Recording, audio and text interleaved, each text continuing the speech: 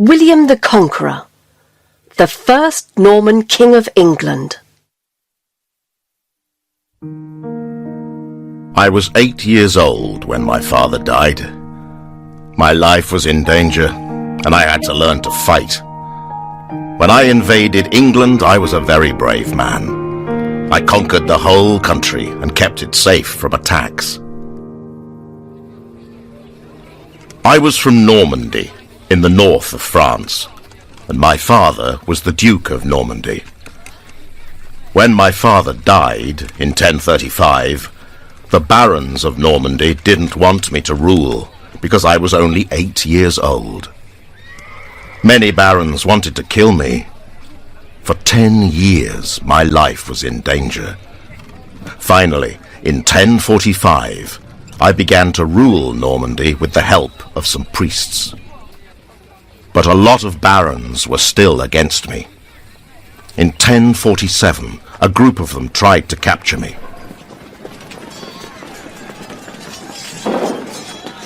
But I was able to escape during the night. I rode my horse to Poissy to meet King Henry I of France. "A rebellion against me will be the start of a rebellion against you," I said. The king's army helped me to fight. We won a battle against the barons. After that, I fought many other battles. I conquered more land, and I had a big army of soldiers.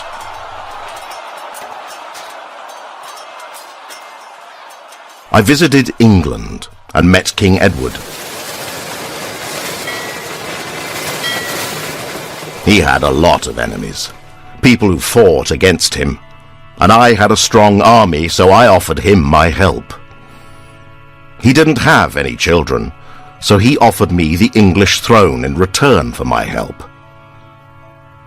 I also met Harold of Wessex, an English nobleman who was captured in France.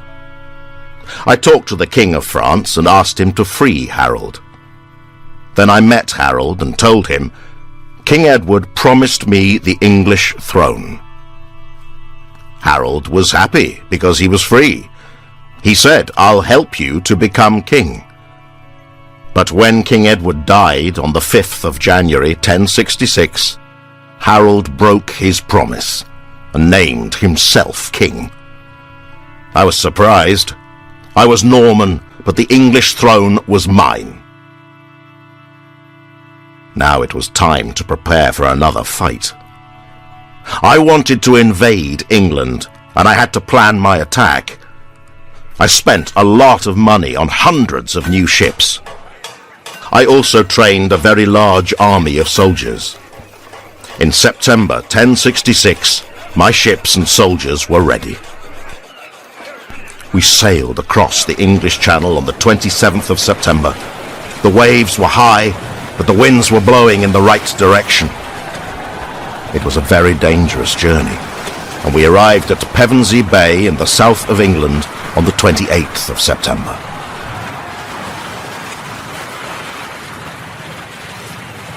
When we arrived in England, King Harold and his army were in the north. They were fighting other battles there. The king had other enemies. Other people wanted the English throne too. We got off our ships and waited. While King Harold and his army were quickly marching south, we were having a good rest. When the king arrived at Hastings to fight against us, many of his soldiers were tired and injured. After a good rest, my soldiers and I were strong, healthy, and ready for battle.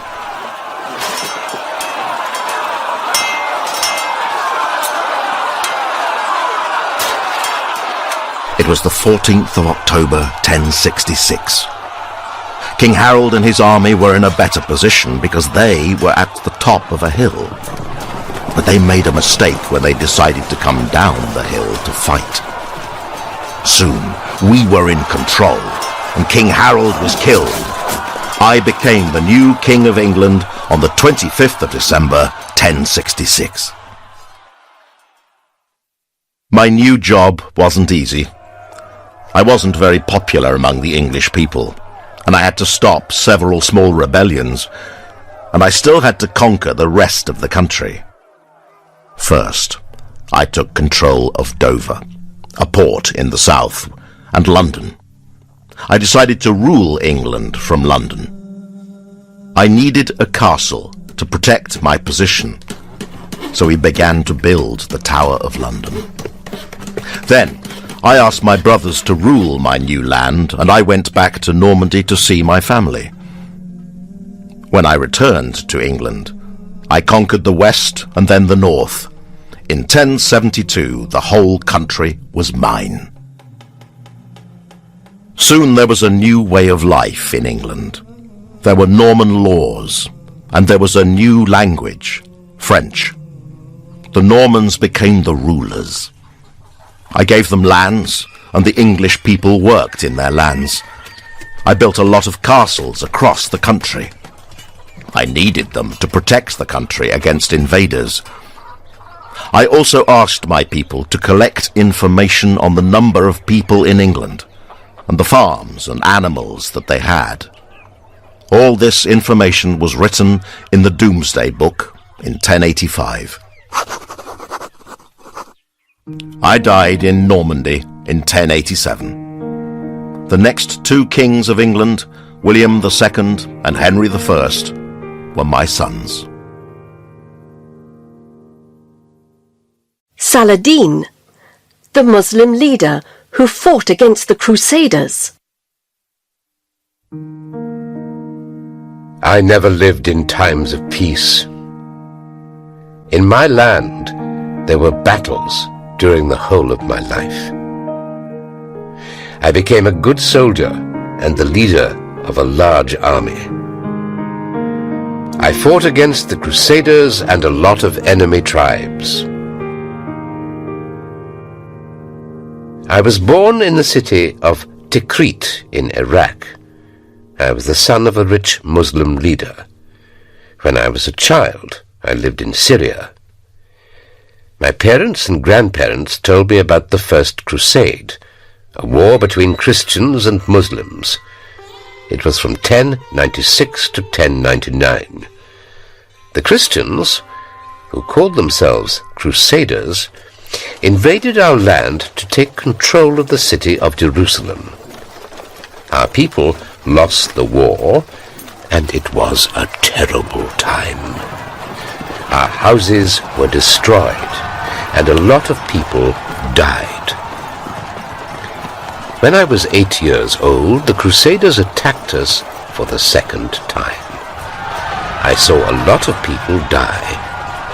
They fought for control of the city of Jerusalem.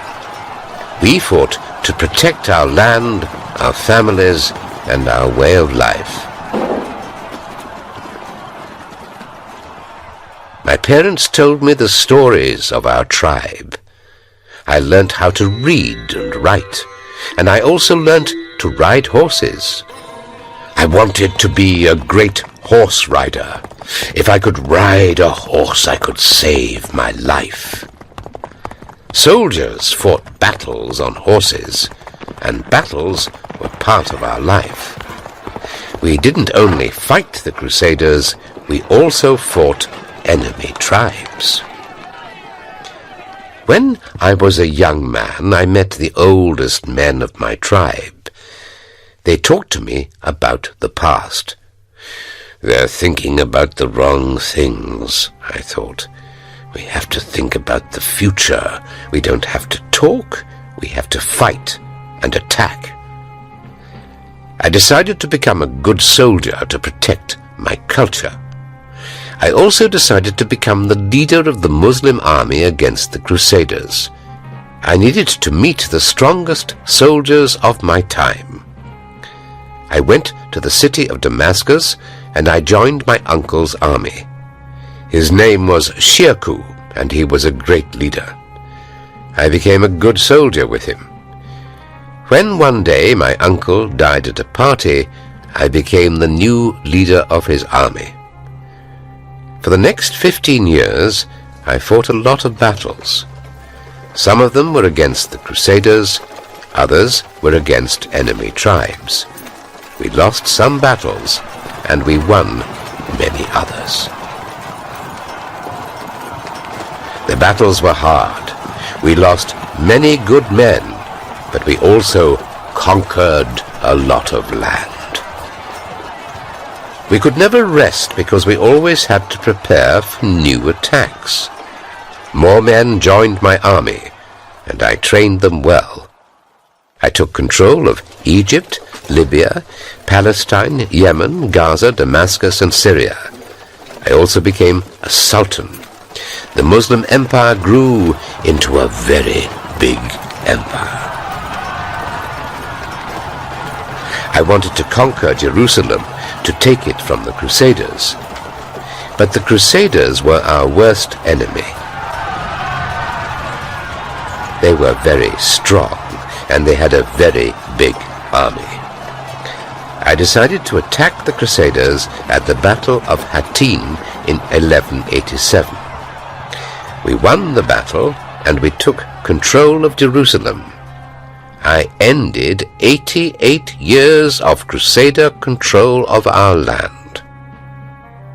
But 4 years later, the Third Crusade arrived. The leader was King Richard I of England. His army was strong, and he won the Battle of Arsuf against us. The king's horse was killed, so I sent him 2 horses. I also sent him a doctor, because he was injured in battle. The people were surprised. I was a good man. Then we fought another battle, and my army won this time. In 1192 I made peace with King Richard because we wanted to stop the war. We made an agreement. Muslims controlled the city of Jerusalem, and Christians could come to visit it. I decided to go back to Damascus because I was ill and my job was done. We had control of our land. On my way, I thought about my life. I asked myself, will the Crusaders come back? And my answer was, they will come back. There will be more wars. It was so sad. I prayed for peace. In 1193, I was 56 years old when I died. Genghis Khan, the leader of the Mongolian Empire. When I was born, my parents called me Temujin. But later in my life, my tribe changed my name to Genghis Khan. My new name meant universal ruler. It was a good name for a man who conquered so much land. I was born in Asia, around the year 1155. We were a Mongolian tribe, and our life was very hard because we lived in desert land. We were nomads. We moved from place to place to find food and water. We also fought for land and stole animals from other tribes. When I was a child, my father was the leader of our tribe. He was a soldier, and he trained me for war. You had to be a good soldier to stay alive in our times. My mother gave me hard jobs. She asked me to cut wood and carry heavy things from one place to another. In the Mongolian Kentia Mountains, winters were very long and cold, and summers were very hot and dry. Both my parents and the mountains helped me to grow into a strong man. When I was 9 years old, my father took me to the Ongarat tribe to arrange my marriage with a young girl named Borta. On our way back home, we were attacked by the Tartars, an enemy tribe, and my father died. I was very young to become a leader, so my tribe chose another man. Now my family didn't have a tribe. We became very poor, and I tried to help my mother. But our situation was very bad. Things didn't get better when my mother decided to marry a man who had sons. One day, I had a fight with one of my half-brothers, and he died. When I was 16 years old, I married Borta, and our two tribes united. I was a strong soldier, and I wanted to protect my family and my tribe. We hoped for times of peace, but soon we were attacked by the Merkit tribe. They killed many of our people, and also took my wife. I was able to escape, and I decided to take revenge. I planned our attack very carefully. I was so angry that I ordered my soldiers to kill every Merkit man. Our attack was successful, and I freed my wife. Borta and I had a good family life, and we had 4 sons. But life was not easy for us, because our enemies were always watching and waiting to attack. When I was about 20 years old, I was captured by the Taichi-Ud tribe, and while I was their prisoner, they beat me, and I had a very bad time. When I finally escaped, I said to myself, this time my revenge will be bigger than ever. I had to plan a terrible attack. I decided to take my time to plan my revenge more carefully than before. I needed a large army, so I united my army with the army of another big tribe. Their leader was Ong Khan, a very powerful man.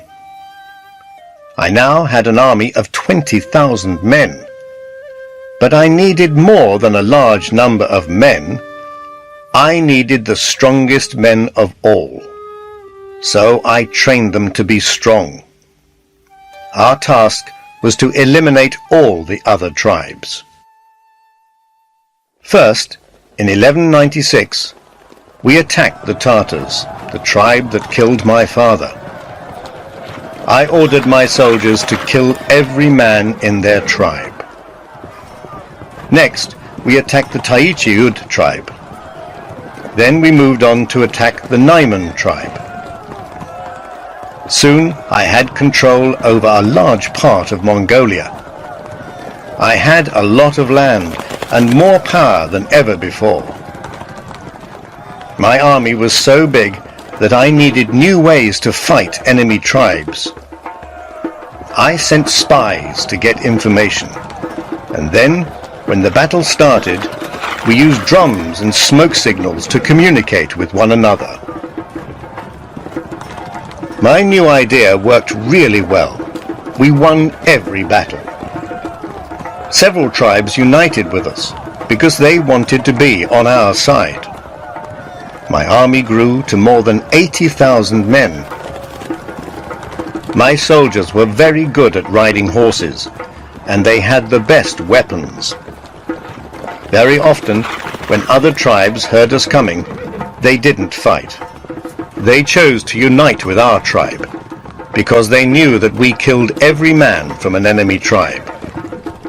My people thought I was the god of the Mongol people, and called me Genghis Khan. Then problems started. My tribe was very big, and we had very little food.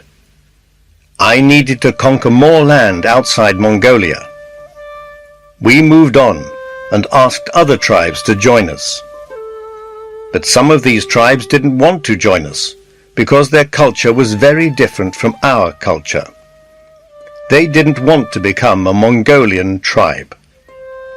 So we attacked them and killed them all. I conquered a lot of Muslim and Chinese lands.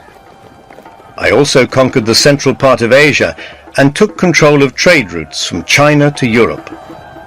My army had about 200,000 men now. During my life, I not only fought, but I also worked hard to look after my tribe. I asked my people to write our law. People shouldn't steal animals or sell women. People who broke the law should die. I was a great ruler and trained my sons to be great soldiers. Be prepared, I told them. Attack the enemy before they know you are there. The future of my empire depends on you. When I died in 1227, my empire was nearly 24 million square.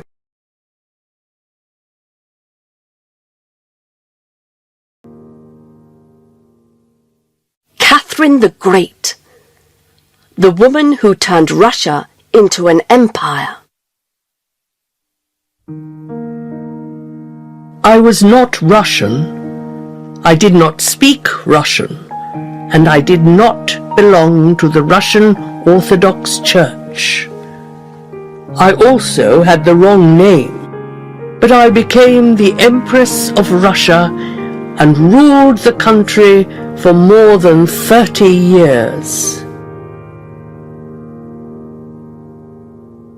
I was called Sophia Friederica Augusta when I was born in 1729. I was 16 years old when I got married to my cousin, Peter, the heir to the Russian throne. My marriage was arranged by Elizabeth, the Empress of Russia. The Empress was a strong woman who ruled Russia alone. She wasn't married, and she didn't have any children. So she decided to find an heir to the throne. She chose her nephew Peter as heir, and she chose me as his wife. We got married in St. Petersburg on the 21st of August, 1745. After the ceremony, there was a very big party. Everyone celebrated, and I thought, is there a true reason to celebrate? I didn't love my husband, and he didn't love me either. I didn't speak his language, so we couldn't talk to each other. I was born in Stettin, Prussia, and I spoke German. I didn't know a word of Russian. Our marriage was unhappy because we weren't interested in each other. Soon the Empress started to worry. Her plans weren't working well. She wanted us to have a child, a new heir to the throne. But soon I had a beautiful baby son. His name was Paul. The next years were a sad and difficult time for me. My baby was taken from me, and the Empress didn't let me see him very often. She wanted to take care of the boy and decide on his education. She wanted to have everything under control. I was very upset. I knew that I had to understand Russian to be able to compete with the Empress. I started to study day after day and night after night. I also needed to change my Protestant religion. I changed my name from Sophia to Catherine, and I joined the Russian Orthodox Church. I grew into a strong woman myself. When the Empress finally died in 1762, my husband became Peter III, Tsar of Russia. But this was not good news for me. I was worried about my future. My husband might kill me, or put me in prison. He wasn't interested in me. I thought about the Empress. When she had a problem, she made a plan. So I made a plan with Prince Gregory Orloff, a man from the army with powerful friends. Soon Orloff and his men put my husband in prison and then killed him. I lied to the people. They thought that my husband died from a stomach illness. On the 22nd of September 1762, I became the new Empress of Russia. I was 33 years old. I was a young woman with a lot of power. Prince Orloff asked me to marry him, but I didn't love him, and I didn't need a husband. I wanted to become a great ruler of Russia. I was interested in art and education. I opened many schools, and St. Petersburg became a center of culture.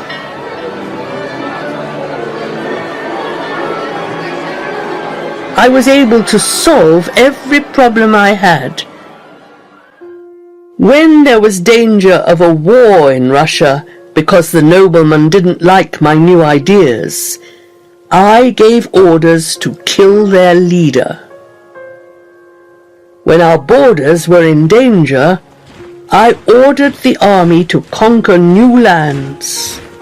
Ukraine, Lithuania, Latvia, Belarus, Crimea and Poland became part of Russia. The country became a big empire. I didn't rule Russia alone. In 1774, Grigory Potyomkin became my advisor. For 17 years, he helped me to make decisions, and he was the leader of the army. I also got help from a lot of other people. People were happy to help me, because when I asked for a favor, I always gave something in return. I was the Empress of Russia for 34 years. I improved the living conditions in my country and turned it into a big empire. I was a great ruler. I changed my name from Sophia to Catherine. Then people changed it to Catherine the Great. Abraham Lincoln, the United States President who stopped slavery. I was born in a one-room house and had very little education as a child.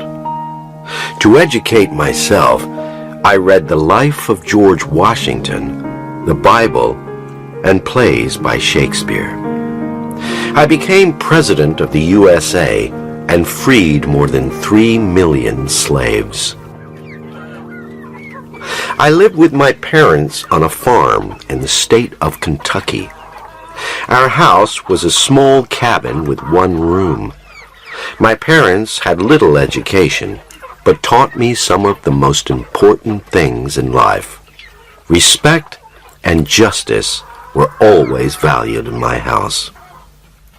I was a child when I learnt that life was hard. I worked on my father's farm in both good and bad weather. When I was 9 years old, my mother became ill and died. Soon my father began to have problems with the farm because he couldn't compete with the other farmers in the area. They owned slaves who worked for them, but my father did not. He thought that it was wrong to own slaves and that every man should be free. My father decided to start a new life, and he got married to Sarah Bush Johnston. It was the start of a new life for me, too. I became closer to Sarah than to my father. She was kind to me, and she became a good stepmother. When I was a young man, I decided to find a job. I went on a boat down the Sangamon River, and I got a job in New Salem in Illinois. My job was to take things down the river to New Orleans and sell them there. This was a great experience.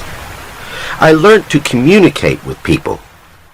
Then the Black Hawk War started. It was a war against the Indians, and I joined the army. This was another important experience in my life. There must be a better way of solving problems, I thought. After the war, I decided to educate myself. I read The Life of George Washington, the Bible, and plays by Shakespeare. I was interested in the law and politics, and these books helped me develop my ideas. I also opened a shop in New Salem because I needed to make some money while I studied. When I became a lawyer in 1837, I stopped working in the store, and I started an office with William Herndon, a lawyer who was against slavery. I thought that the only way to stop slavery was with political action, so I decided to begin my political career. I began to work for the Illinois State Legislature. In a legislature, laws are decided. I thought that life should be fair for everyone, and it was necessary to have the right laws. When I became leader of the Illinois Whig Party, I began to explain my views in public. I said that I wanted a government of the people, for the people, and by the people. I also said that slavery was not fair. A lot of people didn't share my views. One of them was my fiancé's father, Mr. Todd. He was a rich man who had a lot of slaves. However, Mary and I got married and later had 4 sons. In 1846, I was elected to the United States Congress. In Congress, people make the country's laws. In 1847, I started work as a lawyer again. It was a useful time because I talked to a lot of people and I learned about their problems. Then, in 1856, I joined the Republican Party and became its leader until, in 1860, I won an election and became president. It wasn't easy. When I became president, 7 southern states decided to form a new country, the Confederate States of America. The people who lived in these states had slaves. They didn't want me as president because I wanted to stop slavery. On the 12th of April, 1861, I declared war. I wanted to join the North with the South into one country again, and the American Civil War began. It was a sad time for all of us. 2 years later, I declared that more than 3 million people were free from slavery. Now, white people had to pay black people for their work. Many of them didn't want to pay them, but they had to respect the law. In 1864, I started my second term as President of the United States. The war continued until the 9th of April, 1865. We paid a terrible price for the war. 600,000 Americans died, and the war also cost my life. One day, I was at the theater with my wife when I was shot and killed by John Wilkes Booth. He ended my presidency, but he did not end my cause. I died, but the country was one country again, and slaves were already free. Queen Victoria, the queen who gave her name to the Victorian age. I was one of the most famous queens in the world, and I gave my name to the Victorian age. But when I became Queen of England, I didn't want to be queen. I was very young. I was born in London on the 24th of May, 1819. I was the only child of Edward, Duke of Kent, and Princess Victoria Mary Louise of Saxe-Coburg. I became queen when my uncle, William IV, died in 1837. I didn't want to become a queen. I was 18 years old, and I wanted to have a good time. Also, although I was educated in England, I felt more German than English. I spoke German because my mother was from Germany, and she spoke to me in her language. My father was from England, but he died when I was only 8 months old. As soon as I became queen, I learnt that I had a lot of responsibilities, but no power at all. From the beginning, Lord Melbourne, the Prime Minister, told me, "Politics are not for kings or queens, they're for politicians." I have to change this, I thought. I'm the Queen of England and Scotland, and I want to make decisions. I want to choose the people who will work for me. Soon, several wives of politicians were working for me. In 1836, I met my German cousin, Albert of Saxe-Coburg and Gotha, and we got married 4 years later. Our marriage was arranged for us, but we loved each other. We could communicate easily because I could speak his language, and we got on really well. He gave me good advice on money matters, and we took decisions together. We worked as a team. Our problem was that we were very unpopular. I wasn't popular among politicians because I wanted to rule and make decisions. And my husband wasn't popular among the people because he wasn't British. We soon found out that we had a lot of enemies. People tried to kill us several times. One day, my husband and I were travelling on a coach when a man shot at us. His bullets didn't hit us, so we were not hurt. 2 years later, the same thing happened again. Then one day, another man tried to kill us, but luckily, he didn't have any bullets in his gun. This is a dangerous job, I thought. At the beginning of my reign, life for British people was very hard. In Ireland, thousands of people died because they had no food.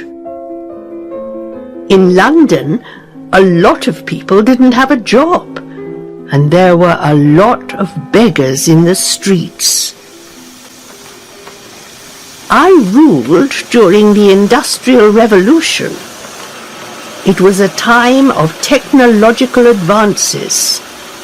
factories started using new machines, and the world's first trains started carrying things from one place to another. Cities grew fast because people moved from the countryside to the city to find jobs in factories. But factory workers earned very little money, and they couldn't buy a place to live, so they lived in very bad conditions in old buildings. I lived in Buckingham Palace. It was a beautiful building in London. I enjoyed a happy family life with my husband and our 9 children, 5 daughters and 4 sons. But our palace wasn't only a home. It was an important meeting place too. Many kings and leaders from other countries came to visit us. They liked the beautiful building and the paintings on its walls. Another important building in my time was Crystal Palace. It was in London too. It was a very large building made of glass. In 1851, there was a great exhibition at Crystal Palace. People from all over the world came to see the new inventions and machines that were shown there. My husband and I often went to the exhibition to meet the visitors. We enjoyed our public life. But one day, in 1861, when I was 42 years old, Albert became ill and soon died. I never recovered from his death. I was the mother of 9 children and the ruler of a big country. I had a lot of responsibilities. My servants, the people who worked for me, and government officials tried to help me, but life was very difficult. I decided to stop my public life. During my reign, Britain became the most powerful country in the world. The British Empire grew and became the biggest empire in history. It included India, Australia, Canada, and South Africa. There was much more trade. There were more jobs for the people, and living conditions were better for everyone. I never visited any of the colonies of the British Empire, but I travelled to Scotland several times. I had a friend there, and I liked to talk about my problems with him. His name was John Brown. People didn't like my visits to Scotland because they thought that I spent too much time there. I knew that I wasn't a popular queen. I also knew that my visits to Scotland were not helping me to become popular. But one day, when I was coming back from one of my visits, a man tried to kill me. To my surprise, people were sorry for me. I became a popular queen, and later, when the country celebrated my reign of 50 and then 60 years, people were very happy and showed a lot of respect for me. I kept a diary during my life. I wrote about 2,500 words a day. My notes helped me to think and make the right decisions. I wanted to help my people, and I did a good job. I ruled my country for 63 years and 7 months, and I gave my name to a period of history, the Victorian Age.